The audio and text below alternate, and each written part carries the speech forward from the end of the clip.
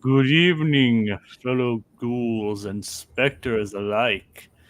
Your ghost host with the most, Jacob Weil here. And Blue Dragon 5, here to engage in some haunted holiday hijinks by trudging through the catacombs, dusting off the cobwebs. You'll recount a spooky selection of Halloween classics. So light the jack-o'-lanterns, suit up, and grab the candy dish as I revive and recount tonight's spooky selection. Van Helsing! Blah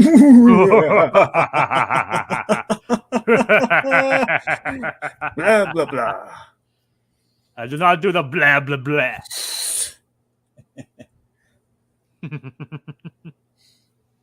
Little Hotel Transylvania there for you folks. Yes.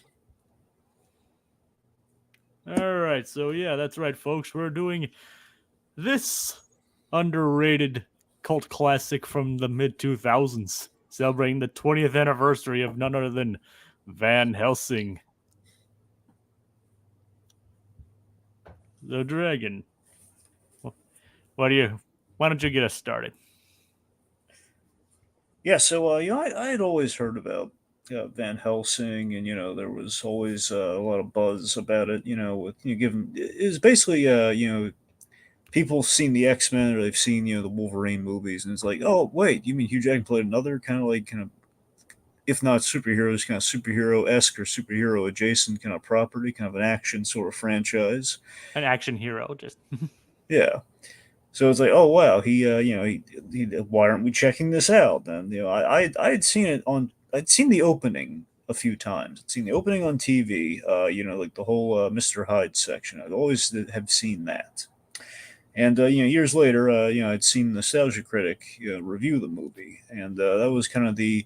So I'd never really seen the movie from start to finish until this watch. I mean, I had the movie, and I've kind of got I got the gist of it, and I've seen kind of the start of it. And I just never really knew if really until Nostalgia Critic that I was like, oh man, this thing was poorly received. Wow, and then yeah, it's an unfortunate side. It's a fortunate thing.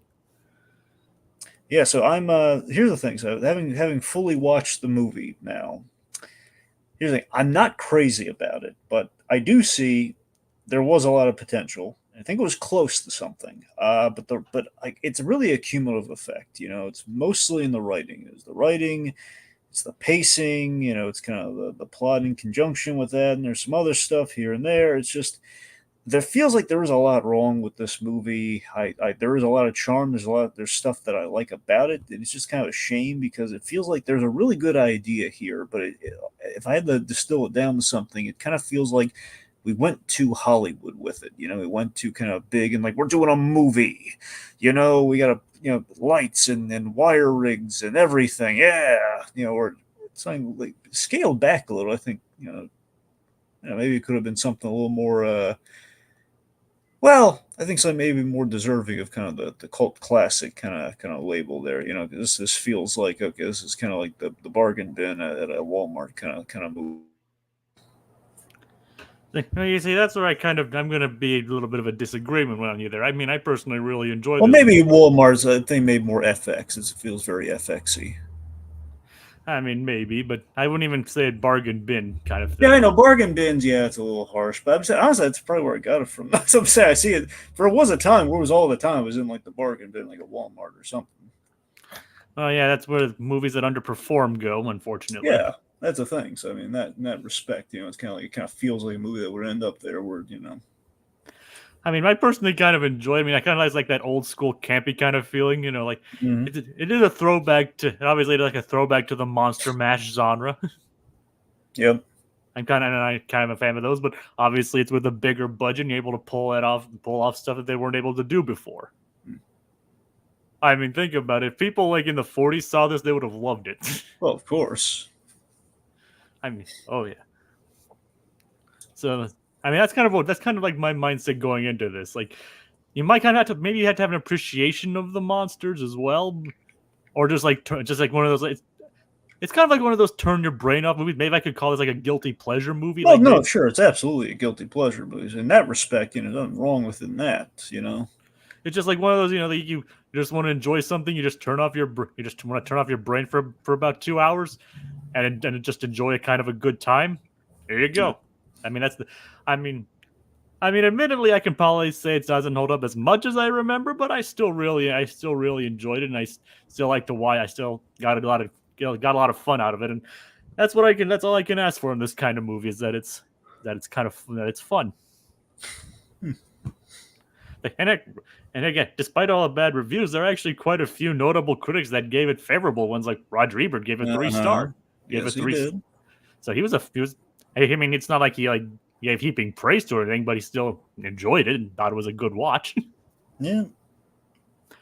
So then, of course, I mean, I still have yet to see Stephen Sommers' version of The Mummy, which is kind of the reason why he made this movie in the first place. But and it's a shame that this movie didn't reach like the heights that I feel like kind of deserve, because I would have liked to see like some of the like a sequel idea come to this, because there's a lot of potential that they could do for a franchise in this. All right, so Dragon, do you have anything else to say? No, just was going to get into the background. Well, that's what I was leading to. Mm-hmm. So, get into the background. Okay. So yeah, this was directed by Steve Sommers, right? Sorry, Steve Steve Sommers, who did the Mummy films, the Brendan Fraser Mummy films. and He directed. also an adaptation of the Jungle Book. Yes, that was kind of an early success for him. Obviously, The Mummy was his big breakthrough. Yeah. So basically, when the Mummy came out, it was hugely successful. Everyone's like, post Mummy, like, hey, are you doing Dracula next? And they kind of laughed it off, and they're like, oh, wait a minute. So basically, the idea is like, why settle for one Universal monster when I can basically do a whole interconnected universe, or like a universe in the making? And this was before they tried to do Dark Universe. Exactly. So that was kind of before the whole Dark Universe idea, which has kind of led to kind of where we're at now, and we're kind of trying to revitalize that slowly but surely after that flopped.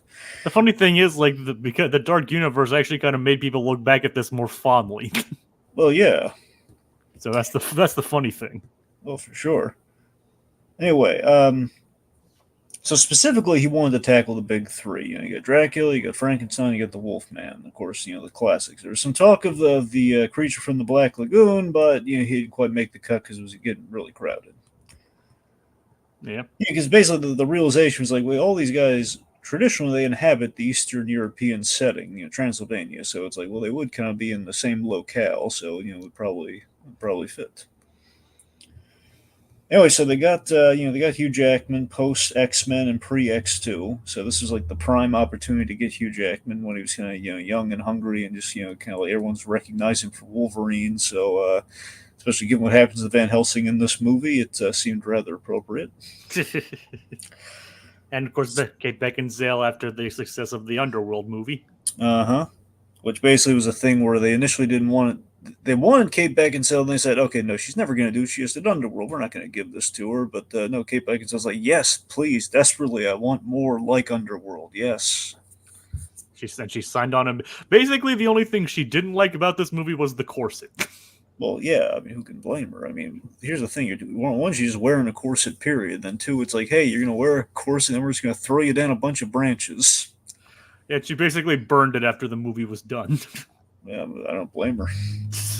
Of course, well, in hindsight, she probably could have sold it for a lot of money, but Well, I mean, maybe at the time, yeah. Yep.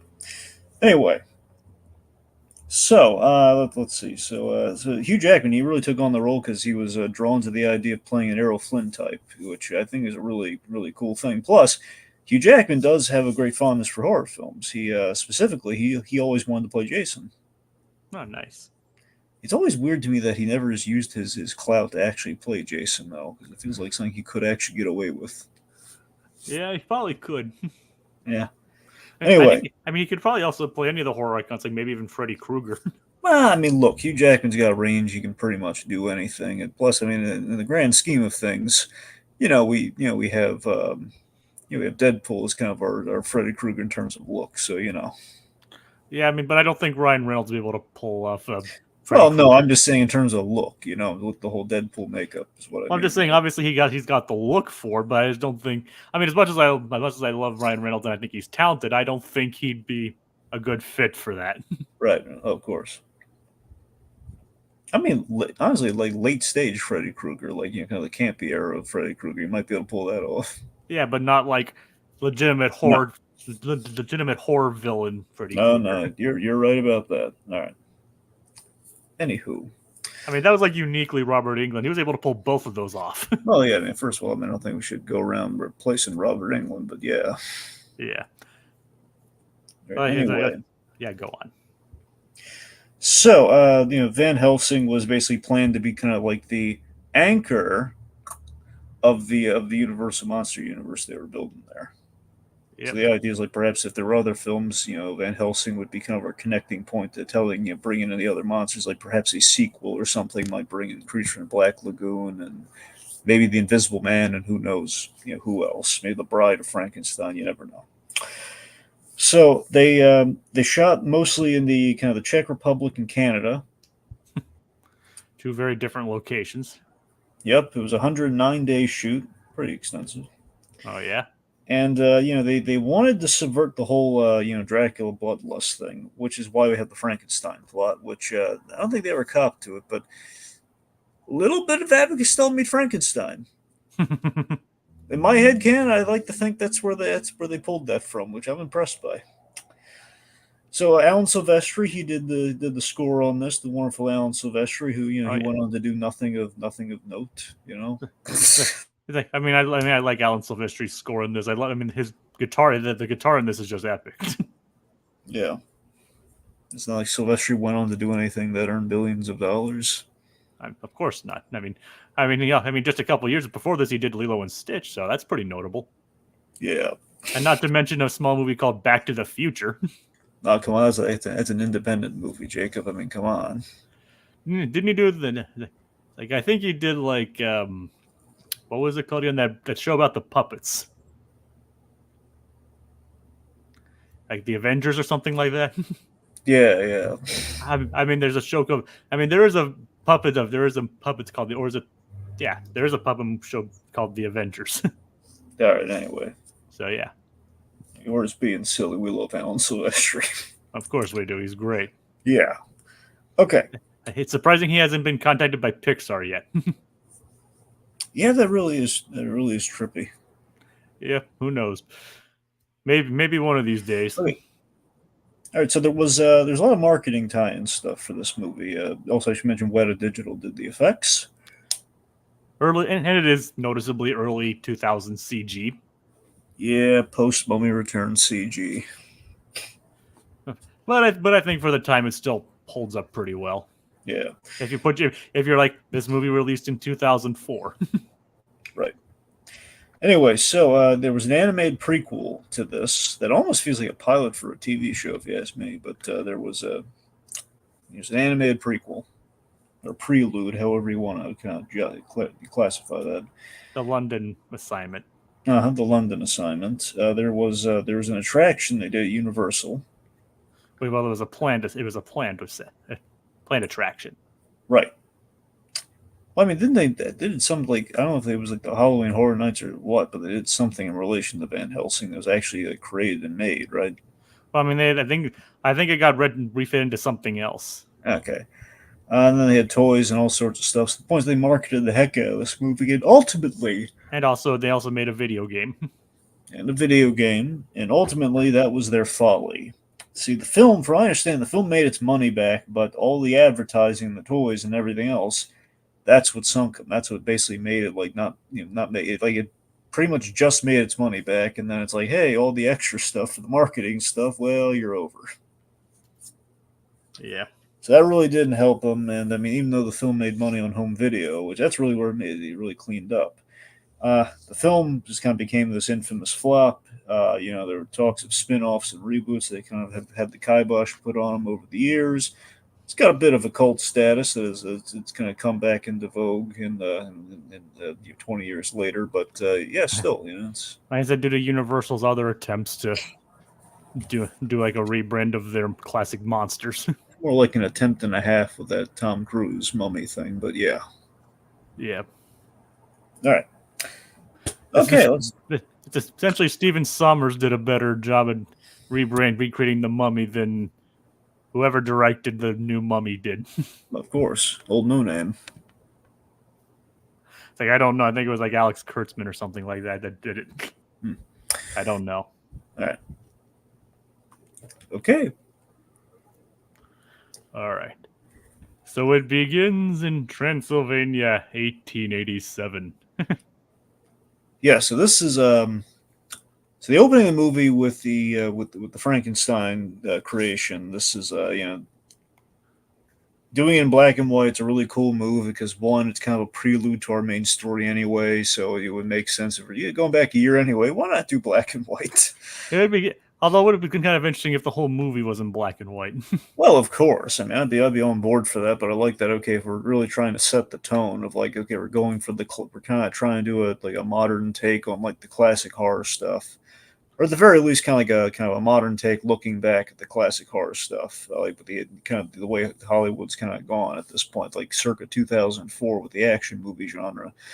It's like starting off in just kind of like the classic Universal monsters, kind of horror with the idea of like the crossover appeal, again, kind of like Abbott and Costello meet Frankenstein, where again plot wise, Dracula needed Frankenstein, in that story. So we're doing something kind of similar here. He needs Frankenstein as kind of a beta test for his bigger plan. He needs a walking energy source, essentially.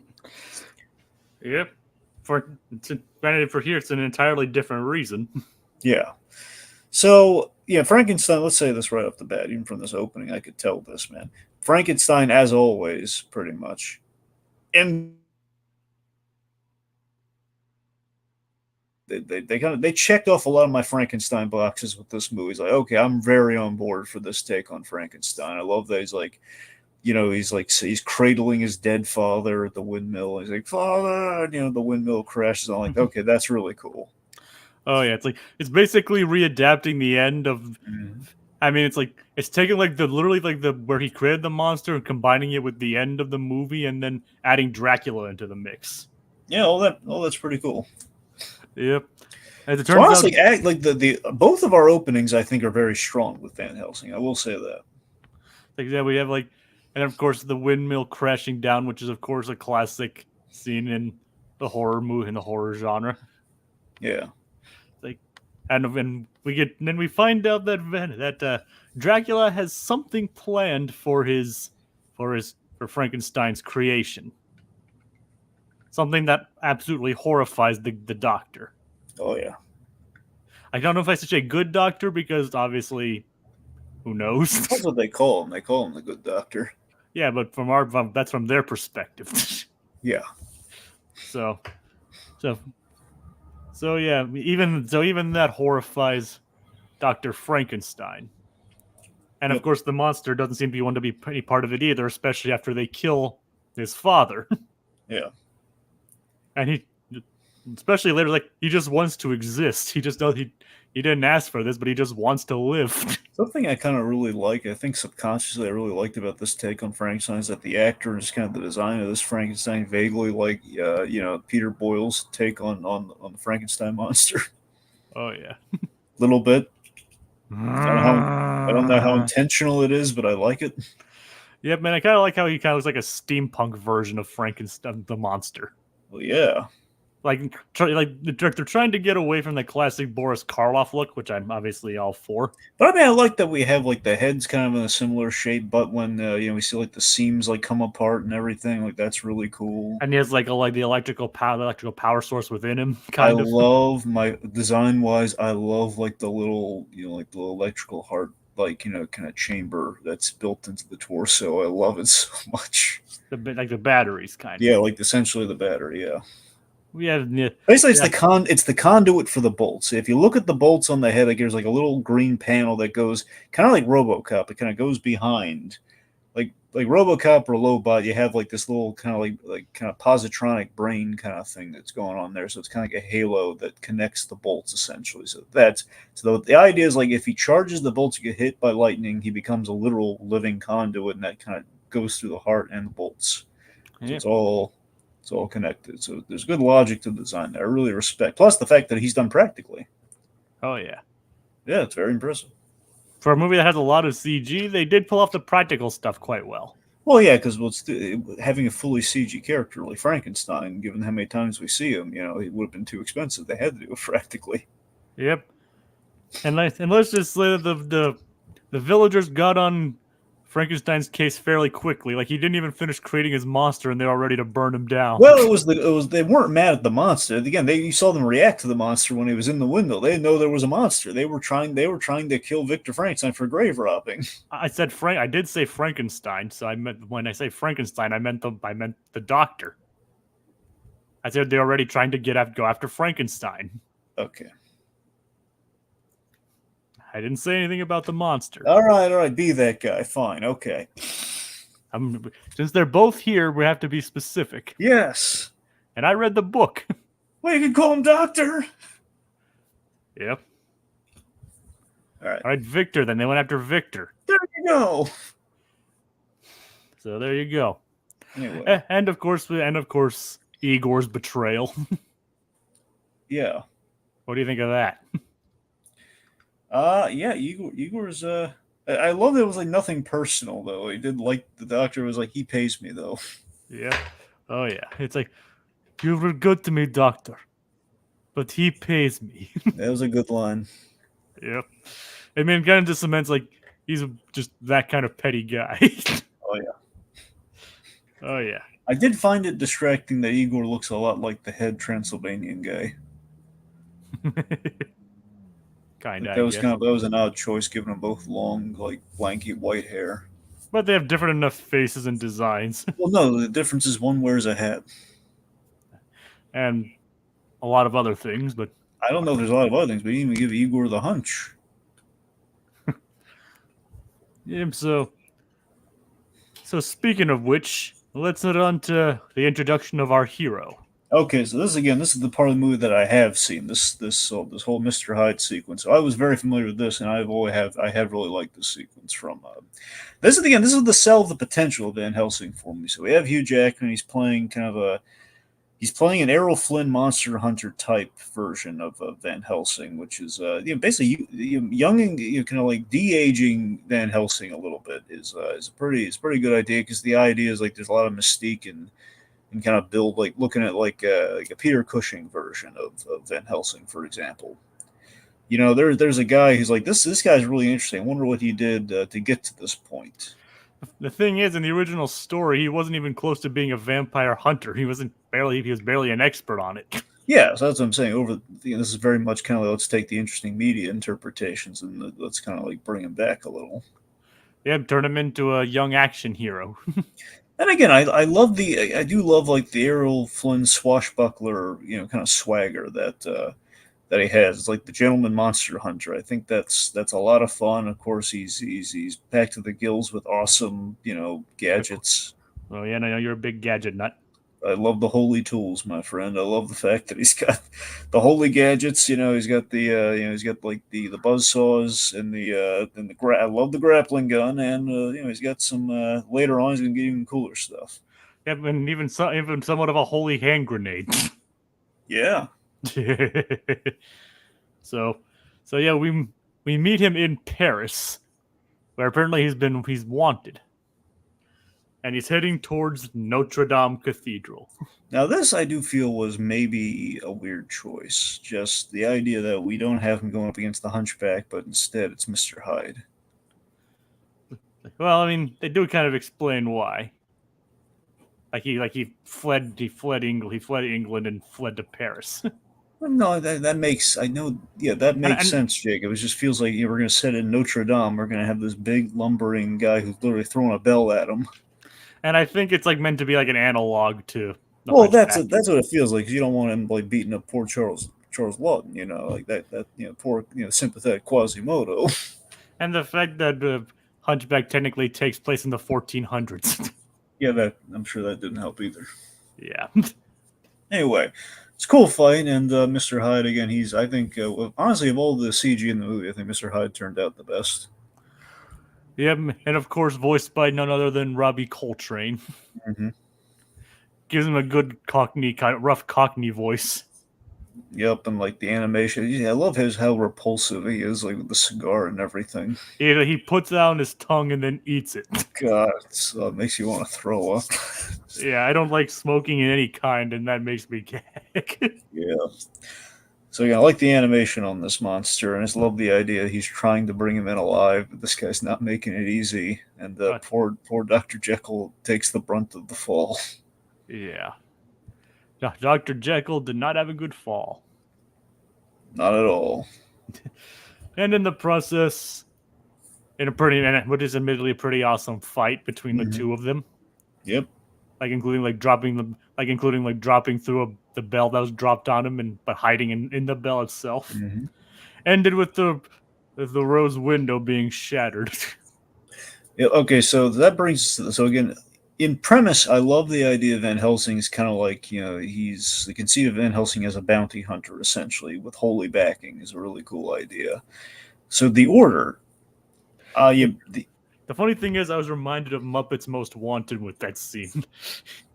When they break the Tower of London's window. All right. It's like, that was only 800 years old.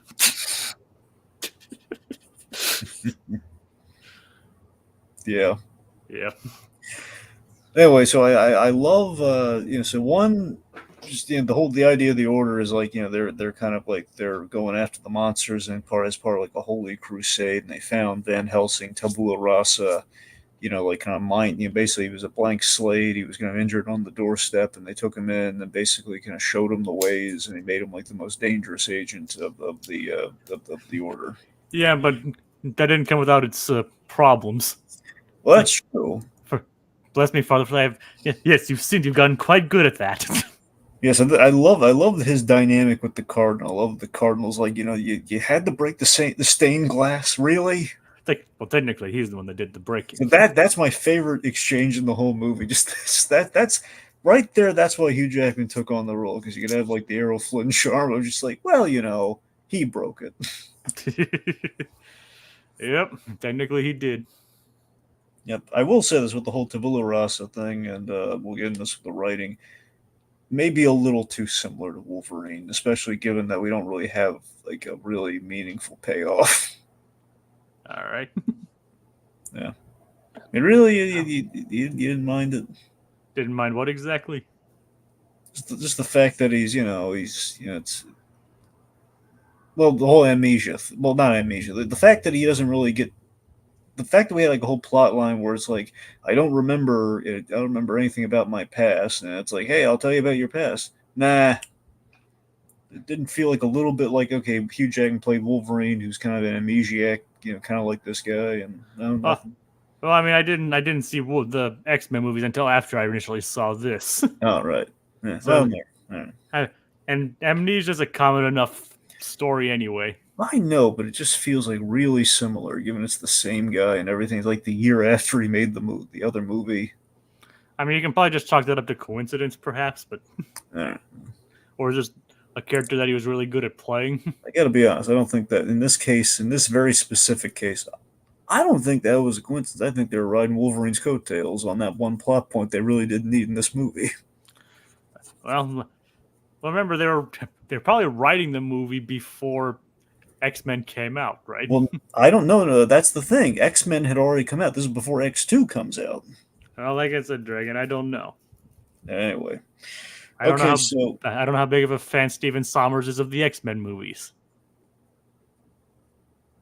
All right. So, the Cardinal, so with the writing of this movie, we have a lot of exposition dumps, and the Cardinal basically kind of lays out the whole, okay, and you're going after the Valerius siblings and kill Dracula. Like, okay. So they can get into heaven. Yes, they can get into heaven. Yep. And they even kind of make fun of the exposition dumps later on, too. If you notice. All right. Let's talk about Friar Carl. Yes, I like Carl. Yet another Carl. Yep, but he's not animated. If he were animated, he'd be on our list without question. But wait, he didn't show up in the prelude, did he? I'm not sure. I haven't If he seen did, then we can add him. If not, then I haven't seen the animated prelude, all right. and I can't really find it anywhere. So, Surprised it's not on the DVD. I mean, maybe it is, or is it on your DVD? Well, let's see. I mean, you don't have to. I don't think it is. All right. At the very least, Well. not the one I have. I don't have the 2-disc version. I just have the 1-disc, so I don't know. Oh well. Now, mine's pretty loaded with features, though, so I don't know. Well, we'll find. Well, who knows? Maybe I'll give it a look. I think Anyway, I mean, if anything, I don't think he was there because he's not a field man. that's true. But anyway, so Friar Carl, he's a lot of fun. And this is kind of like Summers. He's kind of throwing in like kind of the fun side characters a lot in his movies, like per the Mummy. So this guy feels kind of like per that tradition. But only this case, it's like I don't know. I think Friar Carl's a lot of fun. I think so too. It's like he's like obviously you need for someone to create these incredible inventions that Van Helsing uses, and obviously Friar Carl being along with him gives a good reason for that. I was worried dragging Carl along might be okay, and we're just adding someone to make with the yucks. But it's like Carl, he's pretty helpful, and he's and he's not an idiot either. He actually helps move the plot along quite a bit. Yeah. Plus, I mean, honestly, I just think there's like a nice, legit friendship between him and Van Helsing that I think comes across. That was the thing that really tied it together nicely. It is, yeah. Yeah. They had a good chemistry together. Yeah. Honestly, their interactions is one of the things that made me sad about not getting a sequel. Like the gag about like, is the hat too much? Help me with this, would you? Yeah. It is great. Not to mention like how he flung that nitroglycerin or whatever, and they're like, what is wrong with you? Sorry. Like he was apologizing like after as he did it. I've worked on this for what was it, 12 or 15 years? It's like you worked on this for 15 years. You don't know what it does. That's not what I said. I said I didn't know what it's for. Yeah. Even he's getting all technical. It's a good setup. Oh yeah. All right. Anyway, so they're off on an adventure together, and they two travel by map to Transylvania. Yep. Oh yeah. Anyway, so Transylvania, instantly you get an angry mob reception when you go to Transylvania. Well, I mean, can you really blame them considering what they have to deal with? Well, yeah, but he's just a guy in a hat and his companion on a horse. I mean, he's not really instantly monsters, I know, but I can imagine why they'd be weary of outsiders. I don't know about that. That's what I'm saying. Unless they're vampires, which I mean, you can never be too sure. I guess. Anyway, so speaking of which, so we have the we have Velkin. We have before they get there, we meet Velkin and his sister Anna. Yes, I believe that. Am I correct? Velkin does gets bit by the werewolf in this scene, right? He gets bit on his like when he's tumbling down, and I think okay. when Anna thinks he's dead. Okay, that's on too. We have too much tumbling and wire work and jumping around like during these action sequences. All right. Really, you're not bothered by all the jumping and everything. Like, there's a lot of it. We're like throwing people all around. It makes kind of like getting like these specific action beats a little like, oh, he just kind of randomly got clocked by the wolf during that fight. That's where he got bit. You gotta like freeze frame it to really notice. Like I said, that really doesn't bother me too much. All right. Imagine that having a different tastes. What? I said, imagine that having different opinions on a movie. Well, yeah. I mean, you can have different. I'm just asking if that But you were like, really? Like, yeah, like really, yeah. Yeah, I mean, like I said, it doesn't really bother me too much. Like, maybe is it a bit? Does that have too much of it? Yeah, but I think it kind of adds to that silliness that this movie has. Well, there you go. That's what I'm looking for. I'm looking for the explanation. Now we have it. Well, then ask for the explanation next time. Okay. All right. So yeah, he does. it pretty much shows that they're pretty much expert monster hunters in a way, and they've been doing it for many years. Except this unfortunate circumstance leads to him falling down a ravine and falling down a cliff and getting bitten by a werewolf. A lot of falling. Oh yeah. Like, all right, little blue. Like, all right. You know which Carl you're missing from your list? Carl the Rhino from Ice Age. Also, you guys not going to acknowledge us in the chat. Yeah, we have had a lot of comments. I mean, we have brought up some of it, but let's see what we're missing here. Anything of note we want to really? Because we already mentioned the Underworld thing. A little blue says selling one of Hugh Jackman's best successes after the X-Men films began. Yep. It's like, I love Hugh Jackman, Kate Beckinsale, and vampires, but I haven't seen Van Helsing. But I personally enjoy the movie myself. Again, I'm iffy on it, Code Geass. It's like, I see potential in it, but I see Eric and Captain Logan from Geek Evolution briefly. Eric loved it, but Cap didn't. And of course, and he says the original Nosferatu was the first adaptation of Bram Stoker's Dracula. Yep. Which you guys actually covered 2 years ago. Yes, we did. For 2022's Haunted Holiday Hijinks for its 100th anniversary. Yeah, big hundo. Oh yeah. Very rarely do we actually celebrate 100 anniversary on this channel. Wait, was it 90 or 100? Are you sure it was 100? Yeah, it was 1922. Okay, then yeah. So yeah. Anyway.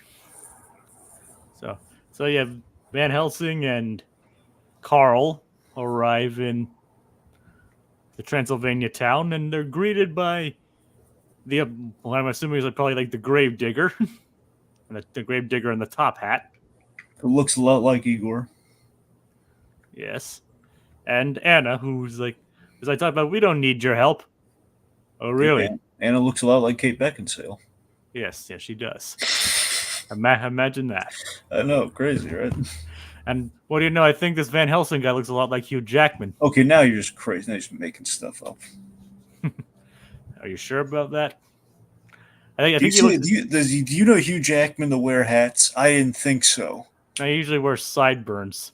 Yeah. Like, what did you expect? Yellow spandex? Yeah, if he wore a hat, he'd be singing. Okay, that's illegal. Only when he wears a top hat does he sing. Okay, you see a top hat on this man? Like, what did you expect? Yellow spandex? Absolutely, I expected yellow spandex. We all did. We didn't get it for 20 years plus.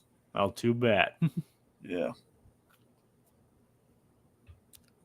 Well, that's too dang bad. But yeah, Anna's introduced to the duo by saying, "We don't need your help." Basically, oh really? And then it turns out there were vampires about to abduct her from right behind. Pulls out his awesome crossbow. I love the crossbow. Out of the automatic crossbow. Yeah. Which is awesome. All right, so we have so admittedly the Brides of Dracula. I mean, look, I know there's a precedent for it, but between the effects, but it's less just the effects, it's more of like, I don't think we really need the bride. Here's the thing. I can't say we don't need the brides because you do have all the offspring, but it just feels like, do we need that many brides? I mean, the three brides are traditional in both the book and pretty much majority of its adaptations. That's the thing. You're right about it. So I can't really gripe about the brides, but I kind of gripe about the usage of the brides. Like later on, it's like, okay, and there's one bride left because we need someone to fight Anna. Okay. And Anna can't just fight anyone else. She's got to fight the girl vampire. Again, it's not something I really have an issue with. You get to see Kate Beckinsale fighting a vampire again. Yeah. I mean, you gotta, and like I said, they even poke fun at these action tropes as well. Like they poke fun at the exposition. They poke fun. It's like, if you wanted to kill me, just kill me and don't talk about it.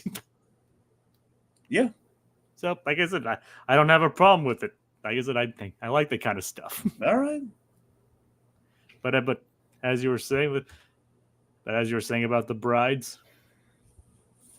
Yeah. So I mean, I don't know. Like it's not even so much that we have the brides because there is precedent that do make sense for why they're there from a plot standpoint, but it just feels like the the bride sequences, like they're flying around and causing mischief, and it goes on for a while. That's what I'm getting with the pacing thing in the movie. It feels like we have these good setups. Like, okay, Van Helsing comes to town, they scoff at him. Action scene, we're kind of like an equivalent to like an Ash Williams, kind of like he kills the Deadite in the ye old times, and like this is my boomstick kind of a moment. Like I get that and that works. I love it when Van Helsing dips the automatic crossbow into the holy water. And that's what he uses to kill one of them. Kill Marishka. Yeah, that's great. I love that. It's just getting there is like, man, it takes a while. And again, we keep throwing Kate Beckinsale around a lot. Like we keep playing hot potato with her. Like, up in the air, she's on the ground. Up in the air, she's on the ground. It just happens. It just feels like this movie is like it's a hair over 2 hours when it could have been either like 2 hours right on the dot sometimes. Maybe like a hair under that, even like an hour 55 or like 2 hours if they just like cut out. Man, we are just going back and forth and lingering on our kind of our views here a lot. Just the linger. It's not even like dragging on per se. It's just the linger of like, and we're here and we're walking and we're. I don't think there's too much of that. I think that's a bit of an exaggeration. Well, I'm exaggerating the linger. I'm just adding the linger to the extended action sequences. That's what's adding our runtime. And if, they're also trying to be a horror movie, trying to be a homage to horror, and they're trying to like hold off and like do those surprises and suspense moments too. Oh, I guess there's some scenes. I'll give you that. Yeah. I mean, to be fair, again, though this movie is more of an action one, it does obviously have a bit of the horror leanings in there too. Yeah. So I'm just saying. I'm just saying that's my justification to it anyway. All right. Okay, so let's see. I guess we should talk about Dracula. Oh yeah, I do like this interpretation of Dracula, and I like how it doesn't actually show us his vampire form until the end of the movie. I agree with you. So here's I'm a little down the middle on Dracula, but I think it's an even kind of thing here. Where on one hand, the idea of like how we do kind of almost like I guess the simp kind of dumb it down. We do kind of like a man bat transformation of Dracula when he turns into a giant. He literally turns into the giant bat versus like the little bat. Well, there was a good reason for that. Well, that's what I'm saying. It's a good. I think it's well. What reason do you have? What's the reason? Well, Steven Sommers basically summed it up as like I'm not personally afraid of bats, but what if the bat was basically a giant demon bat? Okay. Well, that's the thing. This whole demonic bat thing is a really cool. Like, okay, we're gonna reinvent like how Dracula turns into the bat. That's pretty cool, and that feels like up Sommers' his alley. It feels. I mean, it makes sense. I mean, who's going to be scared of a little dinky bat like that? That's what I'm saying. That makes sense. There's a good logic there. So I'm saying we're doing stuff like that with Dracula. That's pretty solid. I'm split on it's mainly at the beginning because I don't know. I can't even just say it's at the beginning because it's kind of sprinkled throughout until we get to the third act. I think the humor with Dracula, like outside, I'm kind of trying to find the words here. Is that it's a fun performance, and I enjoy the spirit of what he's doing here with the performance, but it feels maybe a little too campy to be menacing.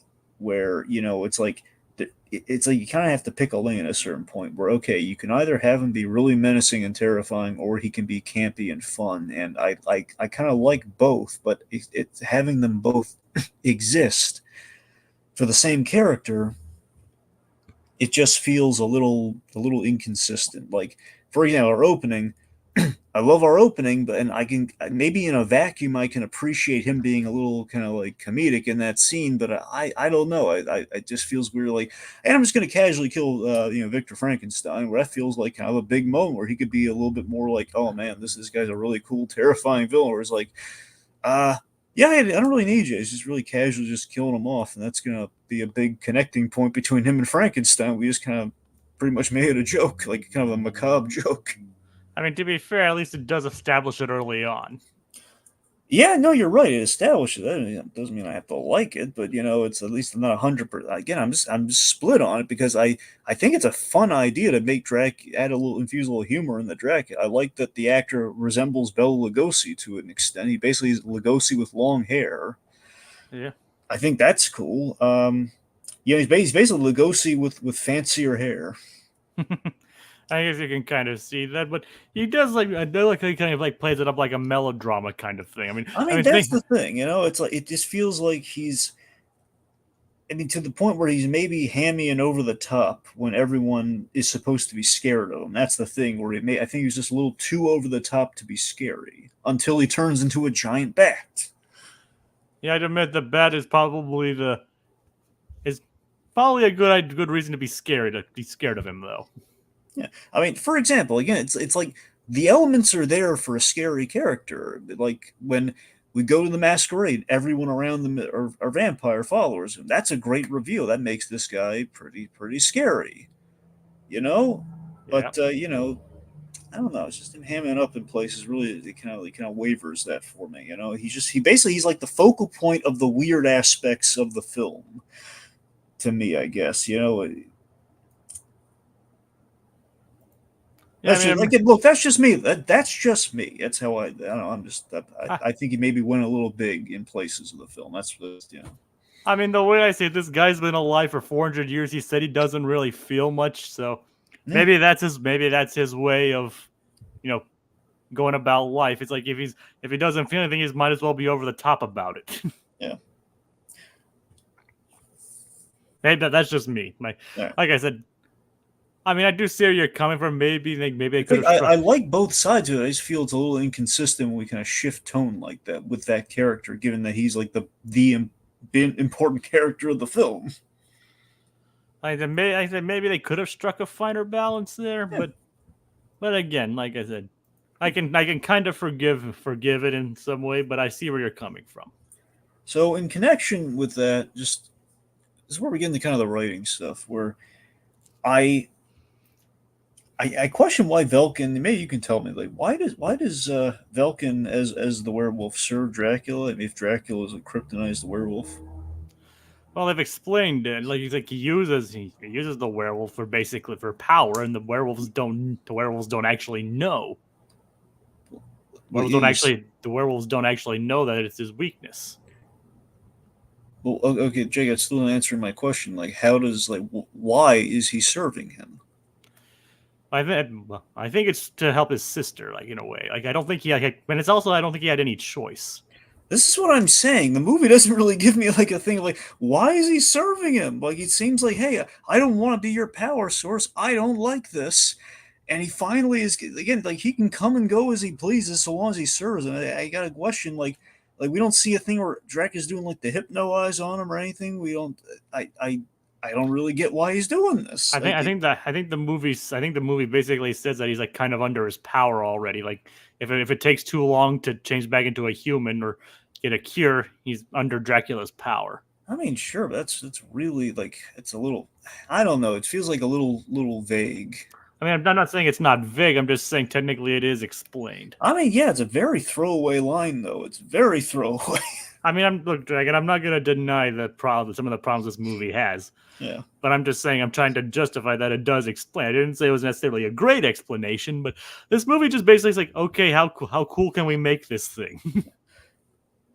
Yeah. Anyway, so we have the werewolf transformation is a really cool idea. Though. The fact there's like ripping the flesh off to reveal the werewolf, and it's not bloody, which is kind of refreshing. Yeah, and then you also tear off the wolf skin to get back into a human too, Yeah. which ultimately I will admit does not make a lot of sense. But Well, I think it's like a regeneration kind of thing, maybe. I mean, yeah, but again, that in itself is not really explained either. Yeah. Well, that one's at least there's like I'm saying there's like a visual connect. Like okay, there's somewhat of a logic to it. You can see where it's okay. You rip the skin off and you become the werewolf, so you probably have to do something similar or vice versa. Because And there are even inconsistencies too. Here's a big inconsistency. Okay. I mean later when spoiler Van Helsing becomes a werewolf, that doesn't happen. Yeah. So sometimes like plus the first time first time Velkin like transformed back into human, like we saw, he didn't rip the werewolf flesh off. I don't believe so. I think he just kind of transformed back. Well, the first time he transformed back, we didn't see him because we didn't know he was the werewolf. Yeah. Well, yeah. I mean, when he returns like Dracula's thing, and he kind of like He just kind of transforms. He tears a little bit of skin, but mostly transforms back. yeah, exactly. So there is like the whole vampire weakness thing. This is something that kind of bothers me. I think there's a little bit of leeway I can give it, but there is this thing of like we see in the fight with the brides. Okay, we see holy water clearly a weakness.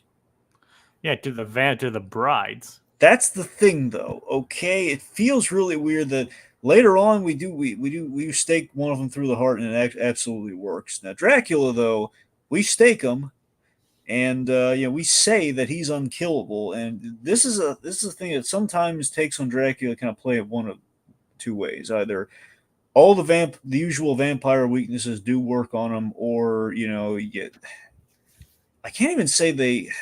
There is like at least one of those ways.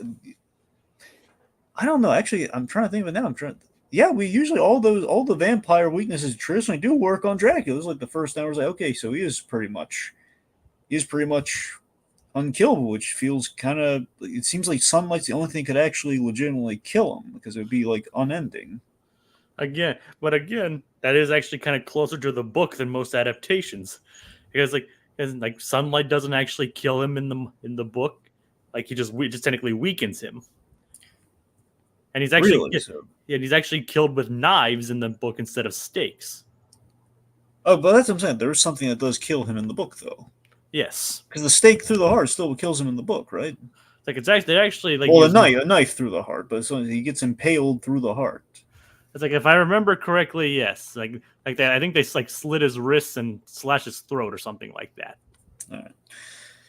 But okay, well, I guess what I'm saying is even in this movie though, it's like we say he's unkillable, and yet we show all these other methods with vampires that they weaken him. I mean, you see like the cross burns him, but because of the actor's performance, I can't tell if that's just him like, say I'm fine though, or if he's actually like hurt and he's just brushing it off and he's holding the cross, which does kind of like set him ablaze for a moment there. So that makes me think. I saw it as like it's hurting him, but it's not going to kill him. I mean, I guess. I mean, that's the thing. Like when the sunlight was beating down on him for a moment there, do you think had he stayed there it would have killed him, or do you think it's like the same principle as the cross? I said probably the same as the cross. I mean, in the movie explicitly states Dracula can only be killed by a wolf bite. Yeah. All right. Which, by the way, that in itself feels like that. I'm not crazy about the idea that the werewolf is Dracula's weakness. I don't know. I mean, you got to give them props for doing something different in regards to that. I mean, what I like about it is that it's harkening back to the classic, Dracula versus the Wolfman thing. And it's classic monster movie logic. Where all logic kind of goes out the window and all that. Yeah. I mean, it feels really uber specific that only the werewolf can kill the vampire. Like I said, I know, but again, you get to see a werewolf fighting a vampire because of it, which you got to admit is awesome. Yeah. Let's see. I mean, maybe they could have gone a different explanation for them to fight, but at least there's a plot reason for it to happen. Yeah. Let's see. Okay. The point being, Van Helsing, he kills the vampire bride, which is like, hasn't happened. He's killed a vampire, which hasn't happened in 100 years, and still she's skeptical. I don't know if I want your hello. We just killed a vampire after 100 years. Yep. And of course, she's like, we never killed more than our fill. You're also a vampire that's been around for 400 years. Yeah. Like, so again, we're not supposed to sympathize with the guy. Yeah. That's really random that Van Helsing does like knockout. These like the knockout spray on her, and then she just wakes up and almost for a moment it makes you think is she dreaming or something? Because it's just suddenly it's dark out, and then the brother visits her, and it's just like what's Van Helsing doing all this time? Yep. Yeah. I'm saying like some parts of this feel a little rushed and muddy, just the whole thing. And the brother visits her, and then he goes back. And he's a werewolf. Yeah, he's a werewolf now. Yeah. Yep. Okay, so basically our main plot is that we use a monster again until we can get Frankenstein. We use Velkin here. We use him as a power source, and basically we've hooked up all like the weird, icky, very gross egg cocoon things that are Amniotic sacs. the amniotic sacs. Yeah, that the vampire brides had with Dracula. Yes, as I'm saying, at least we gave the brides a purpose with the plot. Like he wants to unleash the offspring.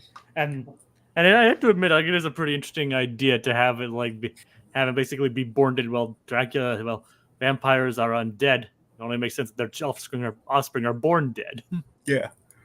and so then seeking to use a living battery source to keep them alive. Yeah. Or to bring them to life and keep them alive. What's the thing? Just to bring them to life. Yeah. And bring them to life and keep them to life. So, so that's the initial reason why they wanted the monster. Why wanted Frankenstein's monster. Yeah. Or the guys are walking double A. Pretty much, yes. And so they try it with Velkin, which ends up not working at all. And then at the end, the babies explode into this gross goo. And then Carl gets with a woman. Okay, this was delightful. It's the fact that you're like, but you're a monk. Actually, I'm a friar. And she's like, that's okay. Yep. All worked good for Carl. Yes. I do find it really funny that he just collapsed. He tipped over that whole couch, just woke her up and everything. Yep. And we never see her again. Yeah. No time for love, Friar Carl. Oh no. But he did find the painting that technically revealed Dracula's weakness, so it all worked out.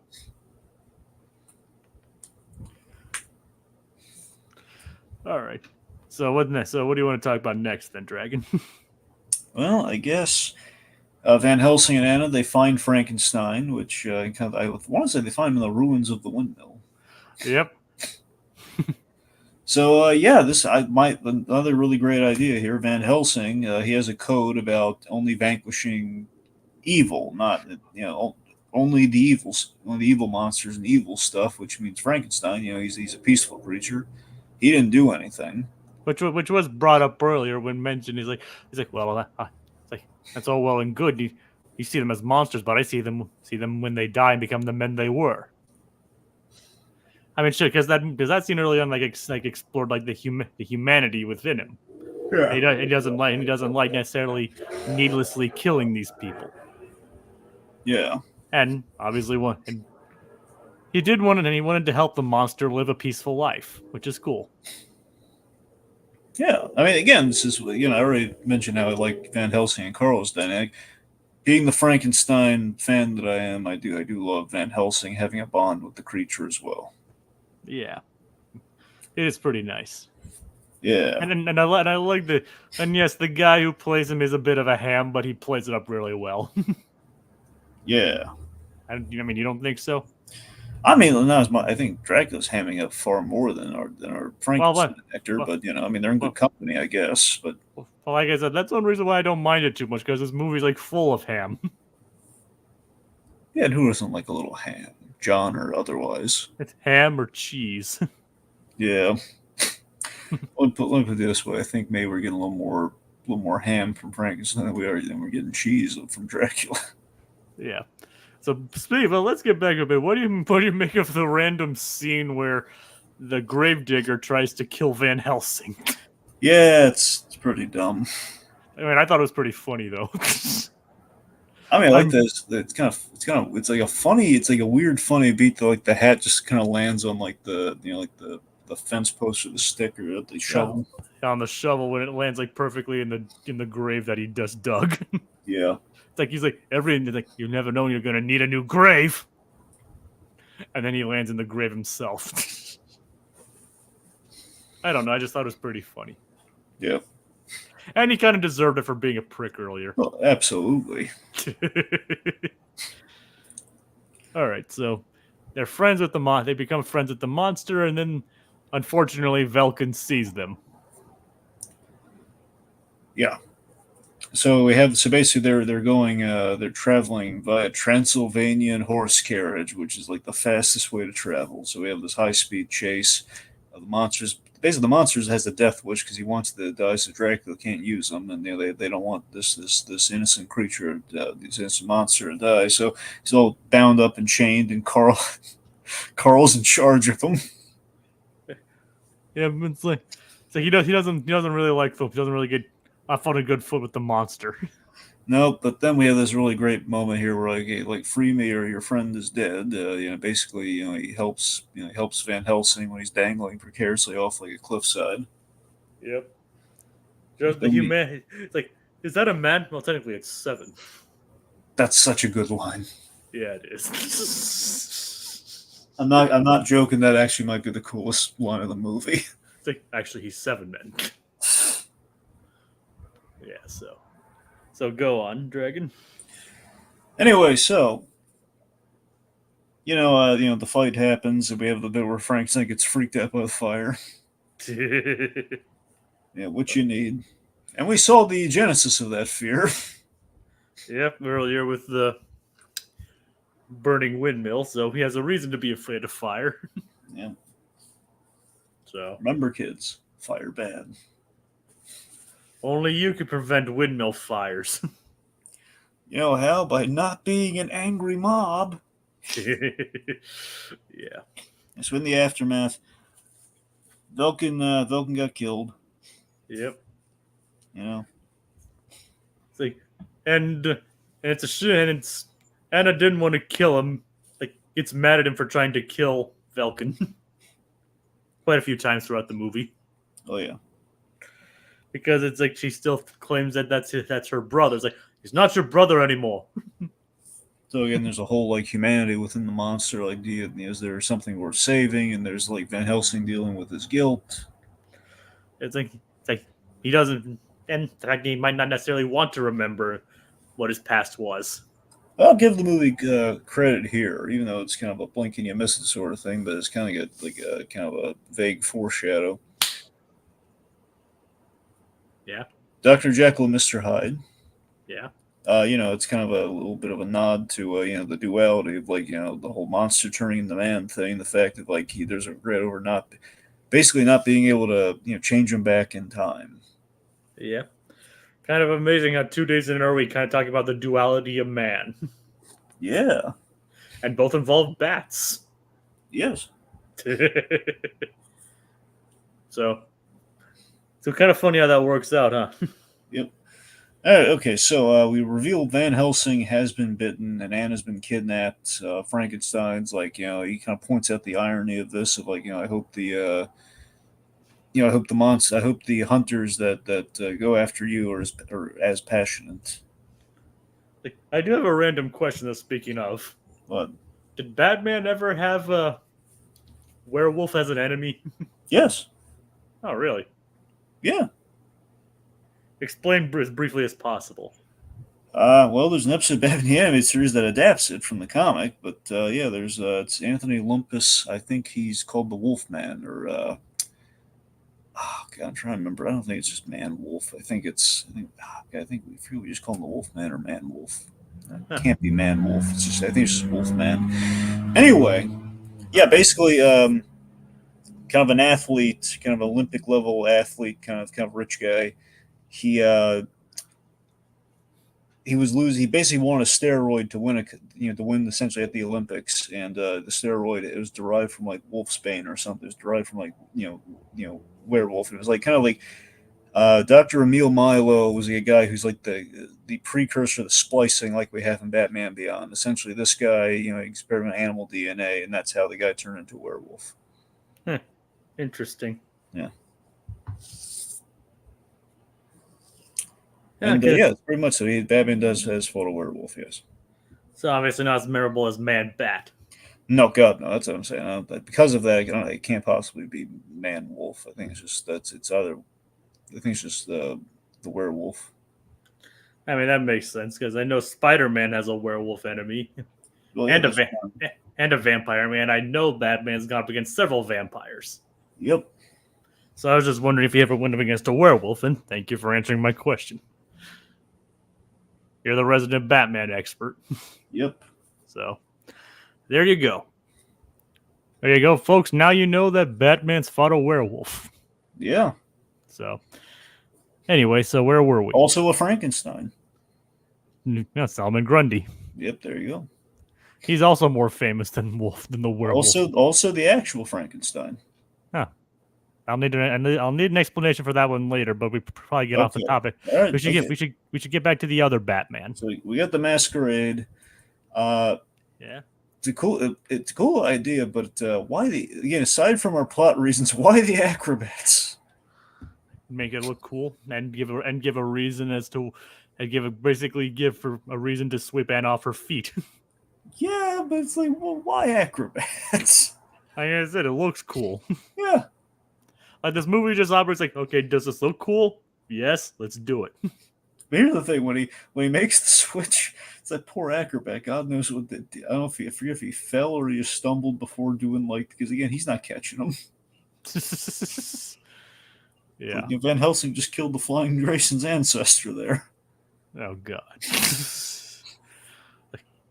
Yeah, it's like there is a Batman there, so. Yep. Or a man bat, rather, I guess. I mean, technically, Kirk Langstrom doesn't count as a vampire, does he? No, he doesn't. But Batman, he's had other vampire-themed foes. I mean, I just started watching The Batman, the animated series, The Batman, and Kirk Langstrom came pretty close to being a vampire there. Yeah.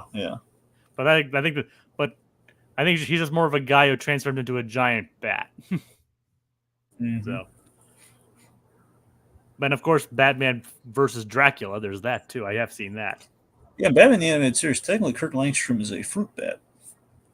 Yeah. So again, not really blood. Yeah. So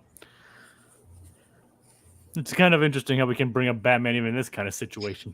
Well, I mean, he has fought Dracula, so it is appropriate. I know. I mean, I've seen that. That's like the only part that's the only part I saw of the Batman when it was first airing. Because it was like, ooh, Batman versus Dracula. That sounds cool. Plus, Batman's been turned into a vampire. Yeah, I know. A couple times. Yeah, 4 times. Yep. And he's back to normal every single time. Well, not every single time. Only one of 4. Ah. All right, then. Yeah. I was mistaken then. Yeah, well, to be fair, it's like one of those is like it's a trilogy. So he's like turned to a vampire once, and he's like still a vampire through 3 stories. So Well, there you go. I guess if you want to be all specific, I mean, he's been turned to a vampire twice, cured once. Man, he can't catch a break, can he? No, it's not Break Man, it's Batman. Yep. And he needs some nachos. Batman does not eat nachos. Grrr. Yes, he can if he wants, though. Anyway. You know why he can do that? Because he's Batman. Because he's Batman.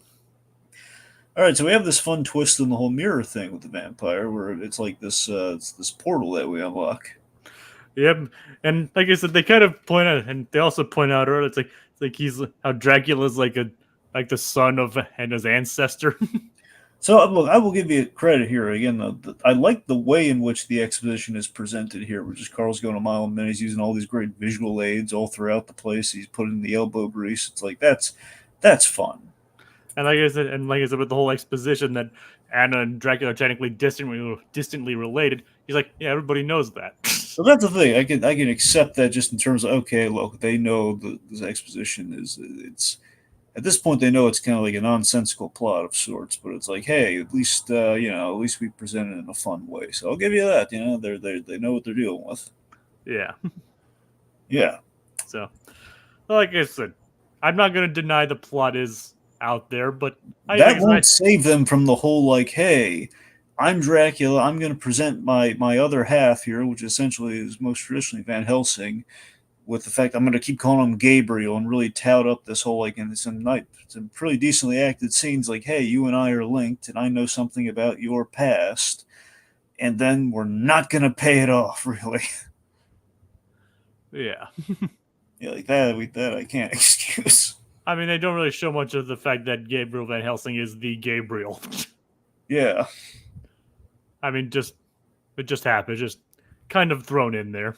Yeah, it's like they're implying like he's the hand of God, but The left hand of God. the left hand of God. Yeah. So I mean, maybe that would have been explored more if they had more sequels made, Yeah. but unfortunately, that didn't happen, as we all know. Yep. So maybe it was something that was going to be saved for more sequels. Maybe. And so we can only judge it, and unfortunately, we can only judge it as it is and not what it became. That's true. Okay, And so I like the drama of our situation here. Frankenstein has been captured. There is Van Helsing. He's on the precipice of becoming a werewolf, and so there's hope for a cure, which we did set up. However, it does feel really weird that Frankenstein, when he's in kind of the cool block of ice being kind of hoisted up, is like, oh man, they're really lucky to catch him right at that moment. He's like, guys, the cure's real. Yep. But it's the fact of like, wait a minute. We said there may or may not be a cure. Period. That's as much setup as we had here. It's just like, a cure is like, how does Frankenstein know? Okay. Yeah. Anyway, I mean, they just need to know the cure. All I'm saying is it's a little convenient, but yes, we know there's a cure. Yes. Which, by the way, you never want to stick your hand in like a viscous, what is it, like a Viscous liquid. Like a viscous liquid. Or something along those lines. Because like a strange viscous liquid. Because apparently this one is corrosive. Yeah. That was a fun reveal. That was a fun gag. Like, see? Corrosive. Yep, see? This is why don't stick a hand in. Yep. I mean, if you think about it, it is a smart security system on Dracula's part. So that's what I'm saying. I like the drama here of like we saw like in the water when they were going after Frankenstein, Van Helsing was losing his cool. Like the order basically, they put the order in like, yeah, kill Frankenstein no matter what. And that really upset him because he wants to save Frankenstein. And he's like, "What, are they going to kill me too? Did you tell them the exact bullets? The amount of silver in each bullet?" So that's great. He's kind of losing his cool. Then he apologizes. It's a really good scene. Yeah. But Carl did leave him out of the report. Yeah, which again, is a testament to his friendship there. And there's the hope of curing him, which basically we have during our action sequence here. So we go full circle. Frankenstein, he's back on the table in the lightning storm. Yep. And they're all racing to save him. Like Van Helsing's racing to save him while Anna and Carl search for the cure. Yep, I think there's a lot of busy work in our third act here. I mean, them getting the cure is one thing, but it's like everything happens after they find the cure. It's like, in no case, we gotta keep Anna busy. She's fighting the Dracula bride, and we have, Carl is getting into a fight with Igor. Yep, and Igor does put up a pretty good fight. I mean, he does, but it feels like, does Igor really need to put up that much of a fight? We already kind of said what we needed to with Igor. He stabbed him in the back, and that's about it. And he wants to get paid. That's what I'm saying. He wants to get paid, and he's kind of a coward. That's all we really need to know about Igor. I don't think we necessarily needed a knuckle-down, drag-out fight. I don't think Igor would have the constitution, but, look, it happened. Yep. Yeah, I was just saying, it feels like we have like a really good climax here between Van Helsing and Dracula, saving Frankenstein. These are the beats, the hits, getting the cure. But it's like everything else just feels like we're just kind of padding out. Like we really want to be over 2 hours. Well, yeah. Then we do get an awesome moment with Frankenstein and Carl's like, "I want to live." And he's like, "Okay." Yeah. But yeah, I admit, is a nice moment for Carl. Yeah. Like he came around on the monster. There you go. Or the creature, or whatever you want to call it.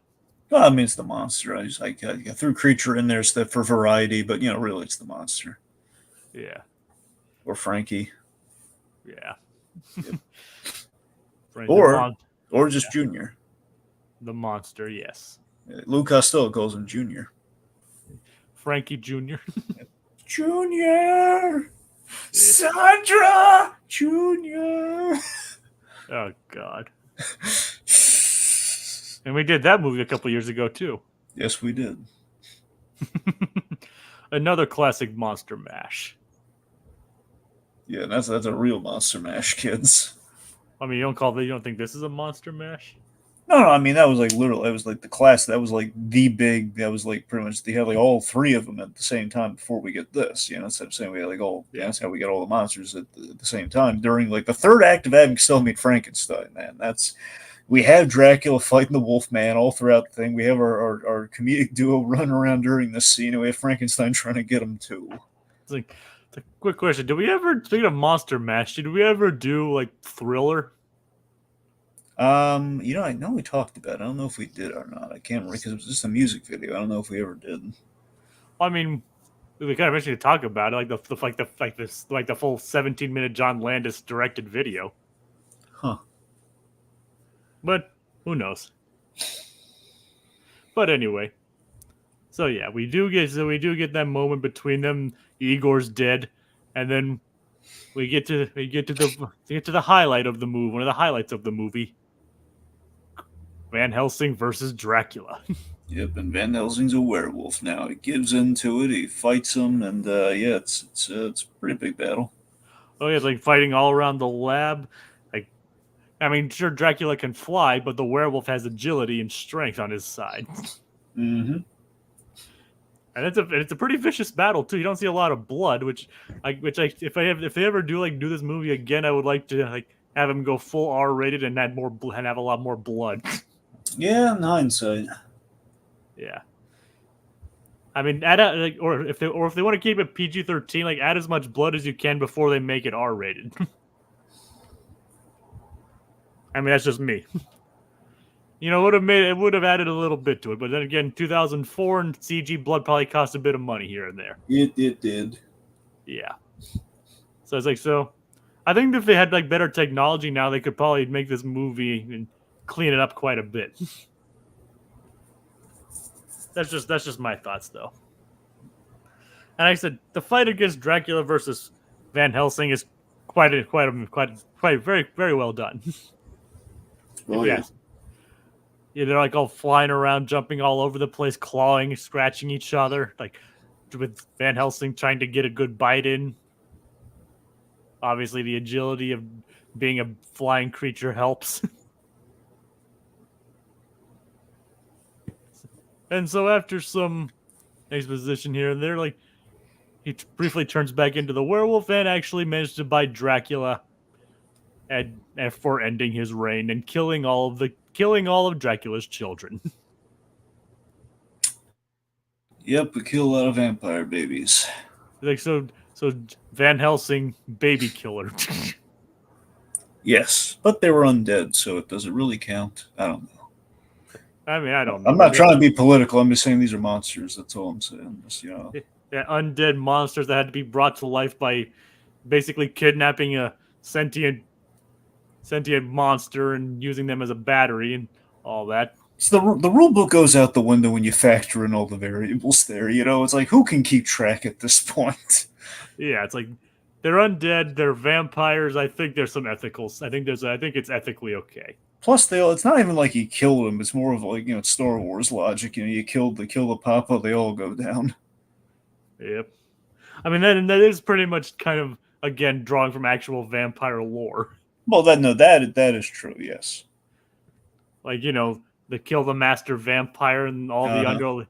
Either they die or they fall under the new person's control. Yeah, it's that, and I think the werewolf thing used to be like if you shoot the actual werewolf with a silver bullet, then it. I think that used to be the werewolf cure. At least in some versions, like if you shot the werewolf that bit you, then you turn back to normal. It's like it all really varies depending on like the culture, the movie, the adaptation, or yeah, it really depends. Yeah, like I don't know if we ever cured like the Wolfman in those movies. I don't know if we ever like grazed him with a silver bullet or not. Do you remember? You mean Lenny Talbot? Or yeah, Lenny Talbot. It's Larry Talbot, but I meant to say Larry. Yeah. I was thinking of like That's something I got the names mixed up, but yeah, and there was actually one movie. I think it was actually one of the like either House of Frankenstein or where where Larry actually did manage to get cured. Which is parodied in House of Freakazoid. Yep. We're basically trying to help out. We're trying to cure the Wolfman. Oh God. Paul Dini wrote that episode, I believe. Like, does he actually? Does the Wolfman actually sound like Lon Chaney? Yes. Nice. You never saw that one? I know it's been years since I've seen it. Oh, it's hysterical. I mean, I know it is. Remember, we did a whole video on it. We did it for Haunted Holiday Hijinks. I know. That's what. Yes. Like I said, I don't remember every single detail about this. I've only seen the episode once. Okay. And do you know how hard it is to find Freakazoid nowadays? Yeah. It's not on Max. All right. Yeah. You're right. Yeah. Take that, Max. And I don't think it's even available to rent on Amazon. Well, no, I think actually it's available to buy or I don't know about rental. I think you can buy it. It's like the episodes. All right, I'm gonna double check. Please don't. Let's not check now. It's all right. okay. So, and I guess yes, technically you can buy it, but in curing, so we cure Van Helsing, so he doesn't stay a werewolf forever. But in doing so, Anna, she approached the savage beast, and she got killed. yeah, and it is kind of interesting how they didn't go with like the traditional happy ending for this movie. They could have easily, but they didn't. Which I thought was still a pretty interesting and bold move. Yeah, I mean, you got to kiss the girl that one time, but yeah, she's a goner. Yep, she's dead. Yep. Yeah, it was Beauty. In this case, it wasn't Beauty killed the Beast. Beast pretty much just straight up killed the Beauty in this case. Yep, and I love the bit where Carl he charged at him and he stopped him, just showing that he remembers that. I love the fact Carl had the imposition of like, you're gonna have to kill me if we don't make it in time. Yeah, but it turns out she did make it, but at the cost of her own life. Yep, and he's feeling pretty bad about things. It's like he roars, which transforms into a no when he's finally cured. Yeah. Now, fun fact: Hugh Jackman was originally supposed to not have any clothes on in that scene, from what I understand. Well, to be fair, they try to do that with him in every movie, even the movies where he's even like the Nolan movies. Just every movie they try and like, can we put Hugh in less clothing? Yep. It's like, so yeah, they tried that, but apparently audiences found it too distracting or whatever, so they CG'd that's the word we're using for it. Yeah. Well, I mean, I'm just doing it how I read it, Dragon. Yeah, the CG some pants on him, please. So yeah, that's what they did.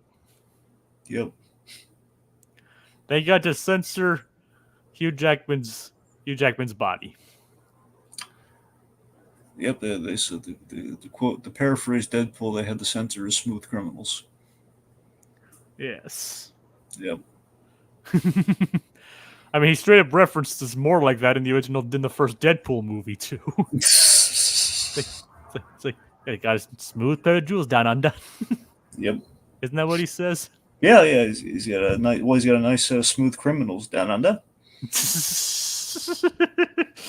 You're probably wondering whose balls did I have to fondle to get my very own movie. Well, I can't tell you that, but I can tell you his name rhymes with Wolverine. Like, I was trying to avoid the whole fondling line. Come on, it's Deadpool. It's fine. Yeah, I know. Compared to the other stuff he says, compared to the whole human, compared to a certain rant, Yeah, I guess so. Yeah, certain rant in a recent Deadpool movie. I think we're good. Yep, and it's amazing. It's kind of funny that they didn't actually reference that in new Deadpool and Wolverine. Yeah, it's like, oh hey, there's this one time I don't want to hear it. I was fondling your stop right there. You can see that happening, couldn't you? God. Well, yeah. Oh, did you see the cell phone PSA? No. Yeah, there's this really great ad they had before the movie where it was not playing before the movie, but it was like just this ad they had like playing movie theaters or like online. You could find it where basically you're watching the movie and your phone, like someone's phone goes off, and Wolverine gets really ticked off, and he's yelling at the viewer. He's chewing him out, and he's getting bleeped like crazy. And Deadpool kind of breaks it up, like, hey, just put on vibrate. Like, oh, I wonder if that, like, he makes a dirty joke, and then they move on. All right. Anyway, so yeah, so I understand infamous ending here. We So yeah, like he buries Anna, and she well, no, meets no, her. he doesn't bury her. He Or burns her. he burns her like Vader. He cremates her. Yeah. Yeah, there's like the ceremonial spire and over this, kind of wood bed, and then lights are on fire, and then the ashes do something audience hated. He goes into heaven.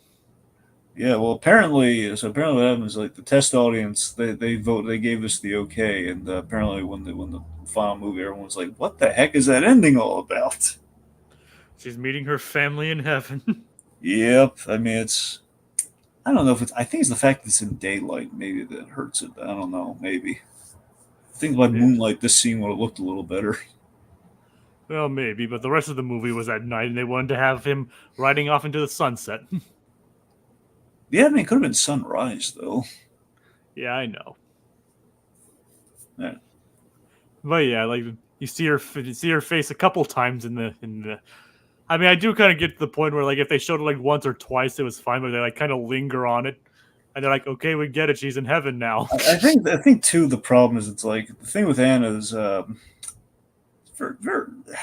very it feels very hollow because we barely knew her. But we knew her family struggles for many years to try and get into heaven, and remember, if she died before Dracula, none of them would ever get into heaven. No, I got that. No, I remember that. But it just feels like, we don't really know her personally. It's like, because she's very much like, like, no, Van Helsing. I know she's very cookie. Kate Beckinsale. I don't want to say mean things about Kate Beckinsale. She's very cookie cutter in this movie. She's like, it's very surface level. But like I said, they could have easily just had her survive and everything. Yeah. But they decided to kill her off. Yep. Which I gotta respect the choice, I guess. Well, yeah. I mean, there are criticisms you could give either way. Either way, if she either lived or died, I guess. Yep. But personally, in this case, I think it was an interesting choice for her not to survive. Like, it's another casualty in the long line of Van Helsing's career. Kind of makes the movie end on a bittersweet note. Oh, yeah. And as Carl and Van Helsing ride off, the movie ends. Yep. Like I said, I don't know. I personally enjoy the movie myself as like a good, I don't watch it. I don't watch it all the time or anything. But if I watch it, I have a good time with it. Like I said, it has a lot of good ideas and interesting moments in there. I think it carries itself pretty well. What about your closing thoughts, Dragon? Again, I mean, look, there are elements, there are good elements of this movie no one ever talks about, from what I understand, and I enjoy those elements. I enjoy Hugh Jackman kind of signed on to this role for. I enjoy Van Helsing himself as a character. I kind of skimmed over this, but I was mentioning here in closing in, I don't like this whole. Well, I mean, we didn't mention it's the whole, like, weird, like, like, hey, we're gonna tease up his backstory, and he doesn't remember why he's there, and that was between him and Dracula. Or when I think Van Helsing, I do think, okay, very classically, Van Helsing's the guy who kills Dracula, and these two guys are very important in each other's lives, and that's kind of like when you see a Van Helsing movie, that's the sell of that film. And we went a different direction within this movie, and then by the end, it's like, okay, it's just very much like, it's a cool fight, not much logic to it. You don't really need that for a monster mash, I understand, but they made a big deal about it in the movie, and it's like, we didn't really pay that off. So I think just that in connection with a whole bunch of other stuff, the story just could have been stronger, but it didn't need to be. I get that, but it's like we're trying to have our cake and eat it too. We're trying to there's the illusion of a story there that's not coming together, but we're doing a lot of things right, like Frankenstein and just this interesting, like, cool take on Van Helsing himself, and we give him a sidekick, and there's a lot that works. It just feels like, if we only had that story working, I mean, like I said, I see where you're coming like, from. I'll give it a pass on a lot of the other stuff, but it just feels like, the story could have been stronger. I mean, like I said, I'm not going to deny any of that. Yeah. Because I mean, I can acknowledge all that and still personally find the movie very enjoyable myself. Yep. Like I said, despite all that stuff you said, I still think it's a good time. All right. So, do you think we should close out? Yeah, let's thank the folks for tuning in. All right. Sorry we didn't get to majority of your comments there, but I have a feeling the folks didn't like us this episode, but well, sorry about that, guys. Yeah. Little Blue / Fred Code Geass. Thank you all for joining us this evening. So, and be sure to join us. So, do we have a little thing coming up next, Dragon, or we'll be pretty much on hiatus for the next few days. Yeah. So that's the end of tonight's spooky selection, and our spirits grow ever weary, but they'll be stronger than ever next time as we engage in even more haunted holiday hijinks. Blah, blah, blah. I do not do the blah blah blah.